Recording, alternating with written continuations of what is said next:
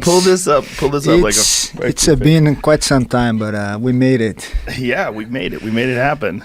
People still to this day, all my friends call me Joe Rogan because of you. I don't know, man. Joe Rogan. That's a funny Brazilian thing, you know, the Portuguese translation of R's to H's. I think when we speak English, you have to use your tongue in a way that in Portuguese we are just flat out. But you use Rio. You don't say Rio, right? Do you say Rio or no, Rio? Rio. How does that work? Somehow, it's in Portuguese, the first two letters are the strongest one in the word. But Hickson and Hoyce and... Say Hickson. Right. But it's not Rickson, but it's Rio. Yes. How's that work?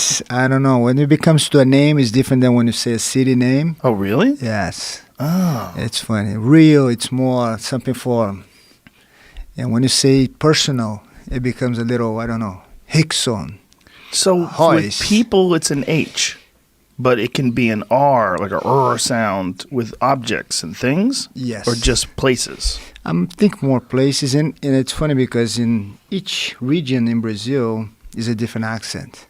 Really? Yeah. Oh, that makes sense. Kind of like America. Yes. Each place, like, what country is that? Because the sound's very different. Oh. But it's a beautiful language. Portuguese has, like, especially Brazilian Portuguese, has like a sing-songy, like a flow to it. It's the bossa nova, carnaval. Yeah.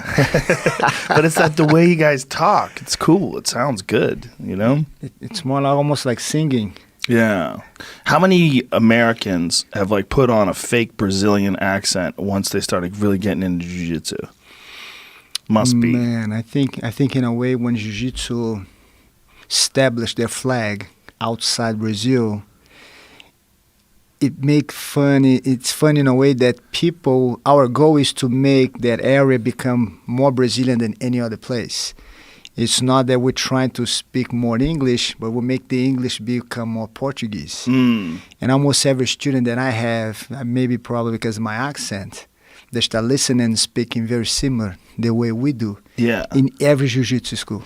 Yeah, well, that's we used to see that in Taekwondo too.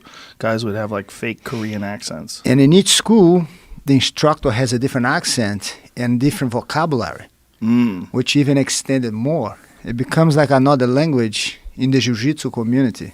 So jiu-jitsu is huge in Rio, but what other parts of Brazil that it's a very strange, if you stop and think about the history of martial arts, which is something that's always been very fascinating to me, jiu-jitsu is the most fascinating because until 1993, very few people understood how potent Brazilian jiu-jitsu was.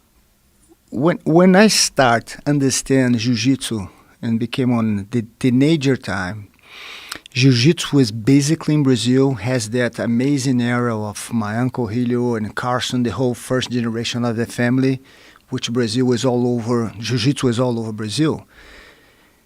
As a teenager, I remember that jiu-jitsu was basically established in a very wealth area in Rio de Janeiro only. Really? That's basically, you have all the schools used to call Gracie schools by the neighborhood. You have a Gracie Humaitá, you have a Gracie Copacabana, you have a then future Gracie Barra, but everything was almost Gracie school everywhere. And it was wealthy people? Only in the wealthy area of Rio. Wow. Then slowly, because keep in mind, we used to have one, maybe two tournaments, sport of jiu-jitsu a year. That's it. We always practice jiu-jitsu mainly at that time for self-defense. We want to get ready for protect ourselves. We never had much chances to try in a tournament because there's no tournament. Every training we do was based in defend yourself.